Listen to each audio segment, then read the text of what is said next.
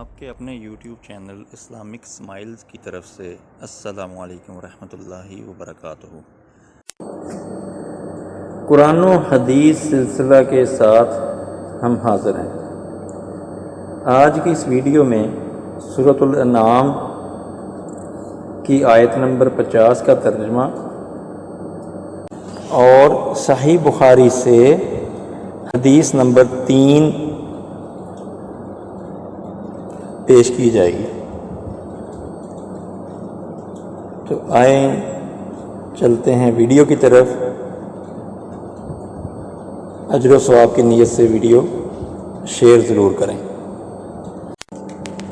آج کے موضوع کا عنوان ہے نبی کریم صلی اللہ علیہ وسلم پر وحی کا ابتدائی دور۔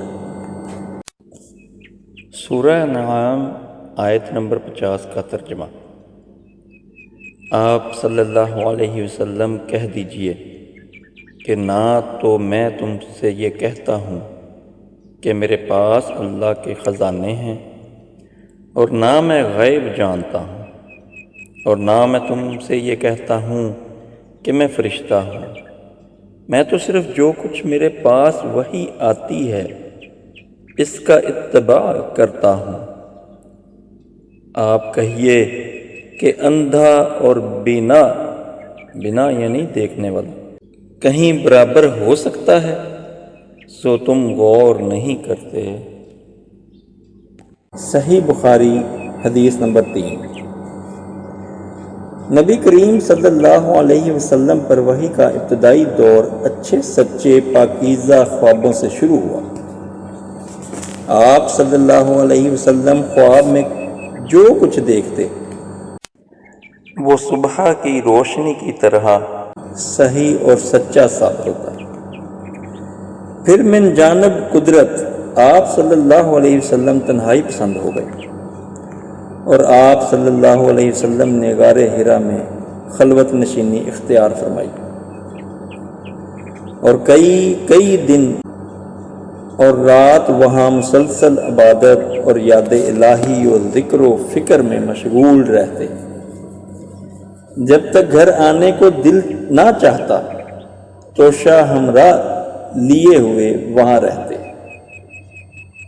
توشہ ختم ہونے پر ہی، توشہ یعنی کھانے پینے کی چیزیں، ختم ہونے پر ہی اہلیہ محترمہ خدیجہ رضی اللہ عنہا کے پاس تشریف لاتے اور کچھ توشہ ہمراہ لے کر پھر وہاں جا کر خلوت گزی ہو جاتے۔ یہی طریقہ جاری رہا یہاں تک کہ آپ صلی اللہ علیہ وسلم پر حق منکشف ہو گیا، اور آپ صلی اللہ علیہ وسلم غار حرا ہی میں قیام پذیر تھے کہ اچانک جبرائیل علیہ السلام آپ صلی اللہ علیہ وسلم کے پاس حاضر ہوئے اور کہنے لگے، اے محمد صلی اللہ علیہ وسلم پڑھو۔ آپ صلی اللہ علیہ وسلم فرماتے ہیں کہ میں نے کہا میں پڑھنا نہیں جانتا۔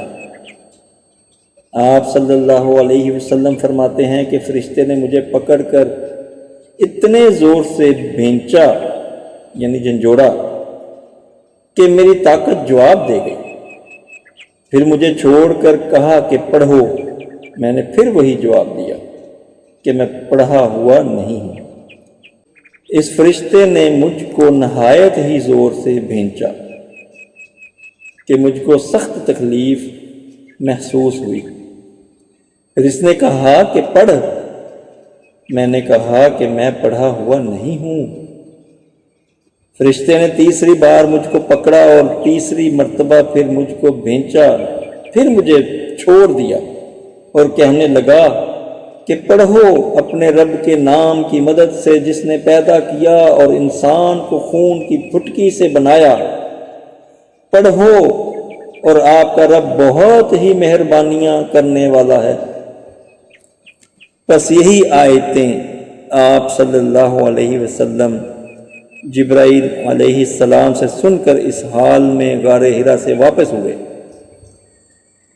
کہ آپ صلی اللہ علیہ وسلم کا دل اس انوکھے واقعہ سے کانپ رہا تھا آپ صلی اللہ علیہ وسلم خدیجہ رضی اللہ عنہا کے ہاں تشریف لائے اور فرمایا مجھے کمبل اڑا دو، مجھے کمبل اڑا دو۔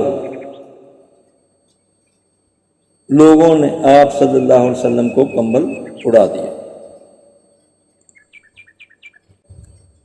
جب آپ صلی اللہ علیہ وسلم کا ڈر جاتا رہا تو آپ صلی اللہ علیہ وسلم نے اپنی زوجہ محترمہ خدیجہ رضی اللہ عنہا کو تفصیل کے ساتھ یہ واقعہ سنایا اور فرمانے لگے کہ مجھ کو اب اپنی جان کا خوف ہو گیا ہے۔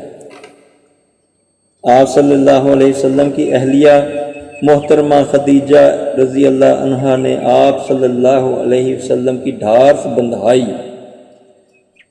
اور کہا کہ آپ کا خیال صحیح نہیں ہے، اللہ کی قسم آپ صلی اللہ علیہ وسلم کو اللہ کبھی رسوا نہیں کرے گا۔ آپ صلی اللہ علیہ وسلم تو اخلاق کے فاضلہ کے مالک ہیں، آپ صلی اللہ علیہ وسلم تو کنبہ پرور ہیں، بے کسوں کا بوجھ اپنے سر پر رکھ لیتے ہیں، مفلسوں کے لیے آپ صلی اللہ علیہ وسلم کماتے ہیں، مہمان نوازی میں آپ صلی اللہ علیہ وسلم بے مثال ہیں، اور مشکل وقت میں آپ صلی اللہ علیہ وسلم امر حق کا ساتھ دیتے ہیں۔ ایسے اوصاف حسنہ والا انسان یوں بے وقت ذلت و خواری کی موت نہیں پا سکتا۔ پھر مزید تسلی کے لیے خدیجہ رضی اللہ عنہا آپ صلی اللہ علیہ وسلم کو ورقہ بن نوفل کے پاس لے گئی جو ان کے چچا زاد بھائی تھے اور زمانہ جاہلیت میں نصرانی مذہب اختیار کر چکے تھے، عبرانی زبان کے کاتب تھے، چنانچہ انجیل کو بھی حسب منشائے خداوندی عبرانی زبان میں لکھا کرتے تھے۔ انجیل سریانی زبان میں نازل ہوئی تھی، پھر اس کا ترجمہ عبرانی زبان میں ہوا، ورقہ اسی کو لکھتے تھے۔ وہ بہت بوڑھے ہو گئے تھے، یہاں تک کہ ان کی بینائی بھی رخصت ہو چکی تھی۔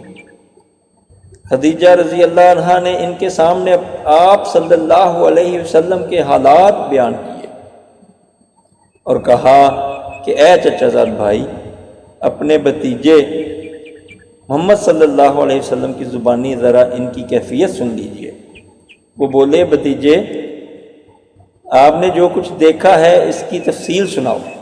چنانچہ آپ صلی اللہ علیہ وسلم نے از اول تا آخر پورا واقعہ سنایا، جسے سن کر ورقہ بے اختیار ہو کر بول اٹھے، یہ تو وہی ناموس معزز رازدان فرشتہ ہے جسے اللہ نے موسیٰ علیہ السلام پر وحی دے کر بھیجا تھا۔ کاش میں آپ صلی اللہ علیہ وسلم کے اس عہد نبوت کے شروع ہونے پر جوان عمر ہوتا، کاش میں اس وقت تک زندہ رہتا جبکہ آپ کی قوم آپ کو اس شہر سے نکال دے گی۔ رسول اللہ صلی اللہ علیہ وسلم نے یہ سن کر تعجب سے پوچھا کہ کیا وہ لوگ مجھ کو نکال دیں گے، حالانکہ میں تو ان میں صادق و امین و مقبول ہوں۔ ورقہ بولا، ہاں یہ سب کچھ سچ ہے، مگر جو شخص بھی آپ صلی اللہ علیہ وسلم کی طرح امر حق لے کر آیا، لوگ اس کے دشمن ہی ہو گئے ہیں۔